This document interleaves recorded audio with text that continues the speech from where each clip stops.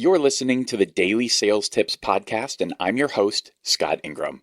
Yesterday, I talked about some of my takeaways from having read Into Thin Air, a story about climbing Mount Everest. Today, I want to talk about some science related to the Peloton in cycling and kind of wonder out loud if there's an opportunity for all of us to leverage some of these findings together across the sales profession as a whole. So let's start with what a Peloton actually is. Well, I'm not watching the Tour de France this year. I've watched it many times in the past. And if you want to see this in action, that's a great way. Watch a stage of the tour that's happening right now through July 28th. But the Peloton is the main group of riders. This happens in all big races where you'll see this tightly grouped pack of riders. Now, they do that for the same reason that geese fly in a V. Those at the front block the wind for those behind them. But last year, some scientists in the Netherlands did some super detailed wind tunnel-based studies on this phenomenon and found that it was way more efficient than anyone previously knew. I've got some great links at dailysales.tips/183 to the study, which has some awesome images, as well as some other articles that comment on the findings that aren't quite so technical. Basically, someone riding in the middle of this thing is experiencing 10% of the wind resistance that they would be experiencing if they were riding solo. And if you go even further back in the pack, it's as little as 5%.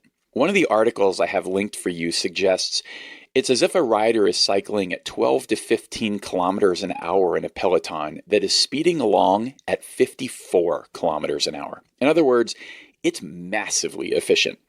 Here's what's interesting about all of this. Obviously, cycling is a competitive sport. It's both an individual sport, but also a team sport. And if you really look at how the Tour and other big races play out, the team element is massive as they work together, typically in support of a single lead rider. What makes the Peloton so fascinating is that it's the default configuration for what I'm going to guess is easily 90 to 95% of any given race. That is, all of the teams are working together to boost everyone's performance, and the winners are just decided in short bouts that typically take place on big climbs and in the final sprint at the end of each stage. So now you're wondering, okay, Scott, what does any of this have to do with sales? Well, here's my thought. Too much of the time, we ride alone, the full force of the wind in our face at 0% efficiency. It's a rare sales team where they truly work together to get better together and bring everyone along in their slipstream. Rarer still are multiple teams working together. I really don't have any kind of answer here. It's really more of a vision and a challenge.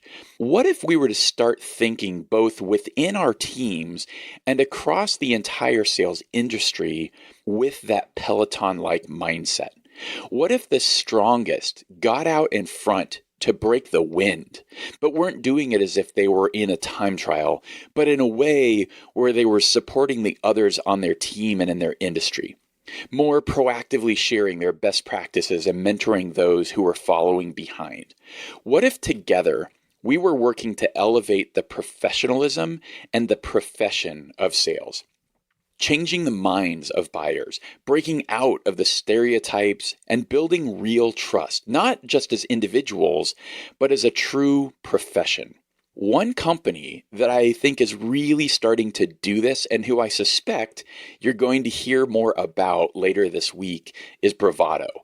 They're doing some really interesting things, and I've included a link to their website at dailysales.tips/183 for you, along with links to all things Peloton science.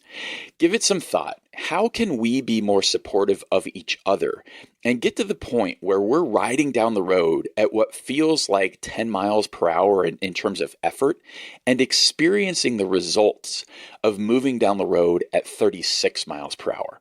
I think it's possible if we work better together. What do you think?